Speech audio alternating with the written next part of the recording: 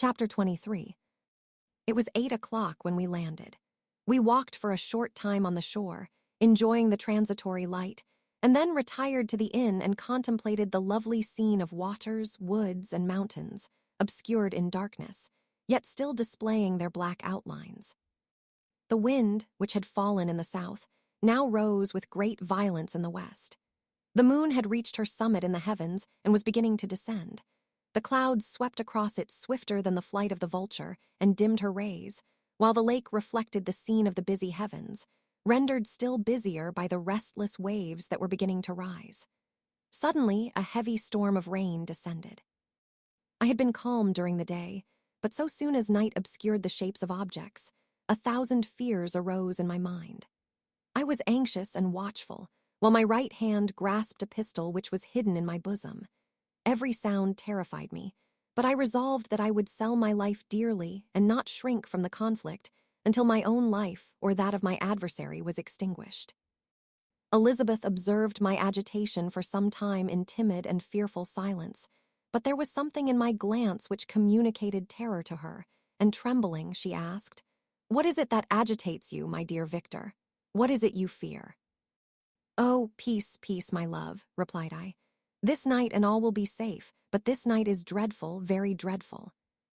I passed an hour in this state of mind, when suddenly I reflected how fearful the combat which I momentarily expected would be to my wife, and I earnestly entreated her to retire, resolving not to join her until I had obtained some knowledge as to the situation of my enemy. She left me, and I continued some time walking up and down the passages of the house, and inspecting every corner that might afford a retreat to my adversary. But I discovered no trace of him, and was beginning to conjecture that some fortunate chance had intervened to prevent the execution of his menaces, when suddenly I heard a shrill and dreadful scream. It came from the room into which Elizabeth had retired. As I heard it, the whole truth rushed into my mind. My arms dropped. The motion of every muscle and fiber was suspended. I could feel the blood trickling in my veins and tingling in the extremities of my limbs. This state lasted but for an instant. The scream was repeated, and I rushed into the room. Great God, why did I not then expire?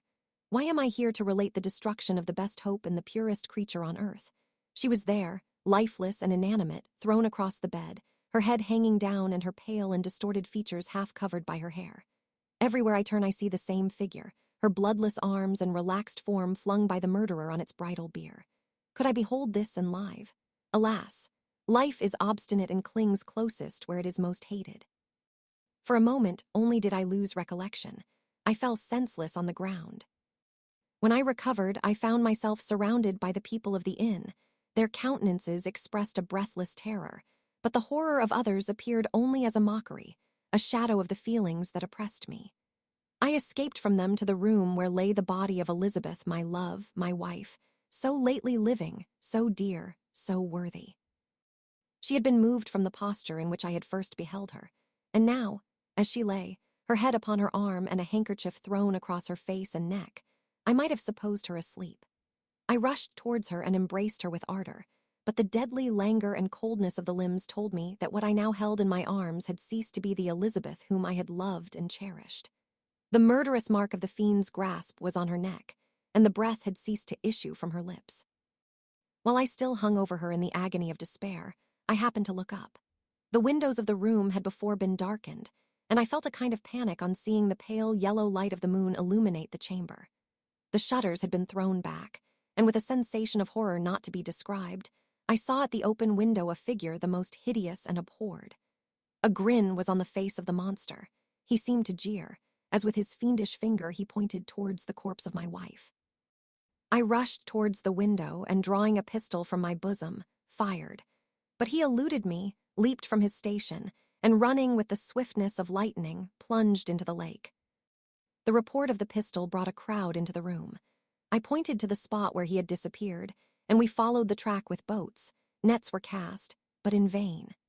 After passing several hours, we returned hopeless, most of my companions believing it to have been a form conjured up by my fancy. After having landed, they proceeded to search the country, parties going in different directions among the woods and vines. I attempted to accompany them and proceeded a short distance from the house, but my head whirled round. My steps were like those of a drunken man. I fell at last in a state of utter exhaustion. A film covered my eyes, and my skin was parched with the heat of fever. In this state, I was carried back and placed on a bed, hardly conscious of what had happened. My eyes wandered round the room as if to seek something that I had lost. After an interval, I arose, and as if by instinct, crawled into the room where the corpse of my beloved lay. There were women weeping around. I hung over it and joined my sad tears to theirs. All this time no distinct idea presented itself to my mind, but my thoughts rambled to various subjects, reflecting confusedly on my misfortunes and their cause. I was bewildered, in a cloud of wonder and horror. The death of William, the execution of Justine, the murder of Clerval, and lastly of my wife. Even at that moment I knew not that my only remaining friends were safe from the malignity of the fiend. My father even now might be writhing under his grasp, and Ernest might be dead at his feet. This idea made me shudder and recalled me to action. I started up and resolved to return to Geneva with all possible speed. There were no horses to be procured, and I must return by the lake, but the wind was unfavorable, and the rain fell in torrents. However, it was hardly morning, and I might reasonably hope to arrive by night. I hired men to row and took an oar myself, for I had always experienced relief from mental torment in bodily exercise. But the overflowing misery I now felt, and the excessive agitation that I endured rendered me incapable of any exertion. I threw down the oar, and leaning my head upon my hands, gave way to every gloomy idea that arose. If I looked up, I saw scenes which were familiar to me in my happier time, and which I had contemplated but the day before in the company of her who was now but a shadow and a recollection. Tears streamed from my eyes. The rain had ceased for a moment, and I saw the fish play in the waters as they had done a few hours before. They had then been observed by Elizabeth. Nothing is so painful to the human mind as a great and sudden change. The sun might shine or the clouds might lower, but nothing could appear to me as it had done the day before. A fiend had snatched from me every hope of future happiness. No creature had ever been so miserable as I was. So frightful an event is single in the history of man. But why should I dwell upon the incidents that followed this last overwhelming event? Mine has been a tale of horrors. I have reached their acme, and what I must now relate can but be tedious to you. Know that, one by one, my friends were snatched away. I was left desolate. My own strength is exhausted, and I must tell in a few words what remains of my hideous narration. I arrived at Geneva. My father and Ernest yet lived, but the former sunk under the tidings that I bore. I see him now, excellent and venerable old man.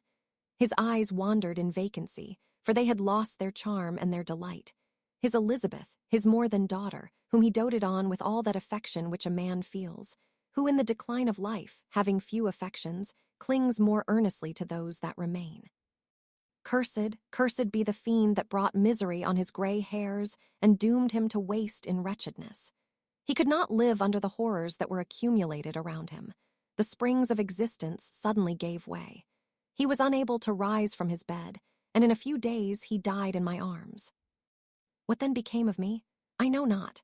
I lost sensation, and chains and darkness were the only objects that pressed upon me.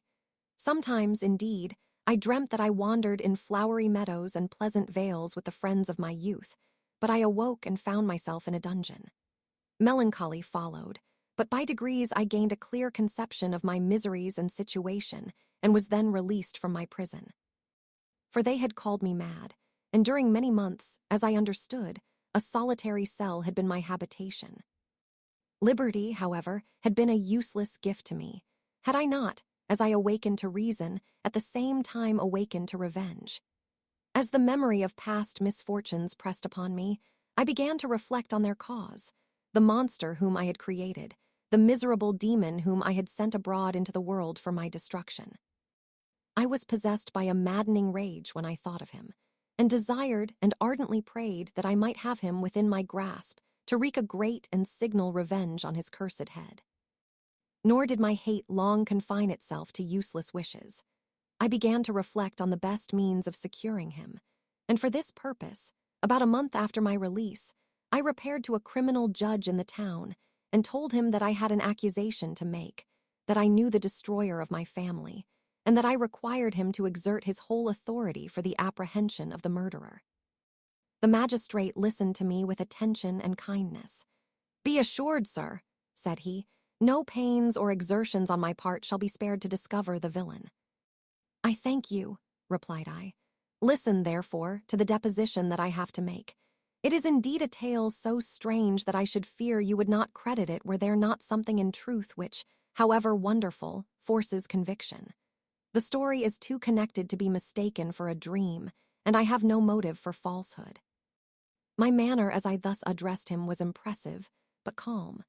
I had formed in my own heart a resolution to pursue my destroyer to death, and this purpose quieted my agony, and for an interval reconciled me to life.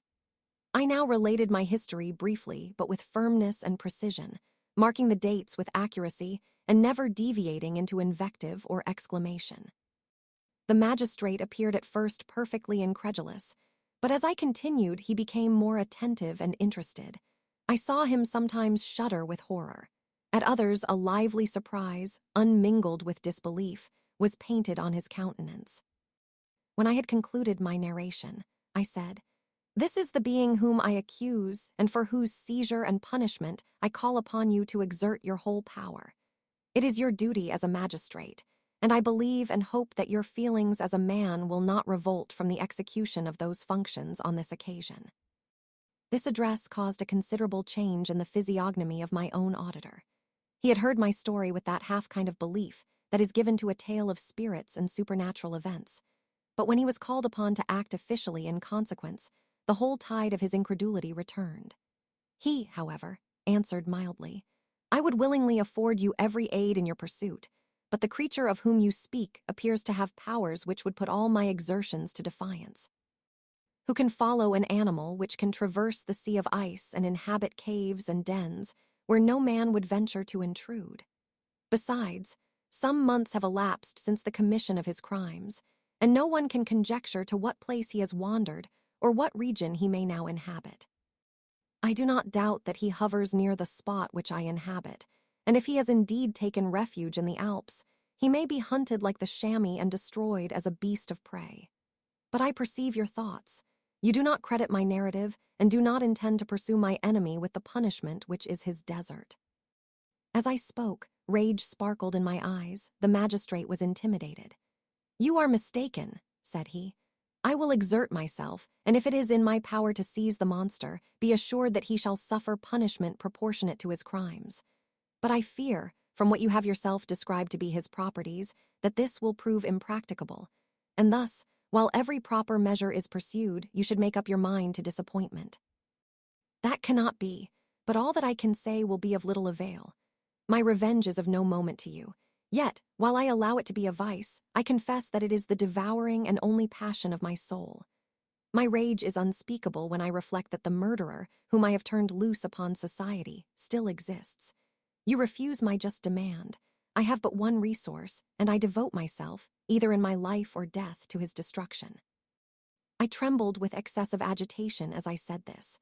There was a frenzy in my manner, and something, I doubt not, of that haughty fierceness which the martyrs of old are said to have possessed.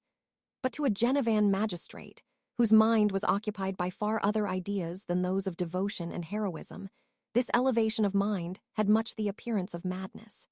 He endeavored to soothe me as a nurse does a child, and reverted to my tale as the effects of delirium. "Man," I cried, "how ignorant art thou in thy pride of wisdom! Cease, you know not what it is you say." I broke from the house angry and disturbed, and retired to meditate on some other mode of action.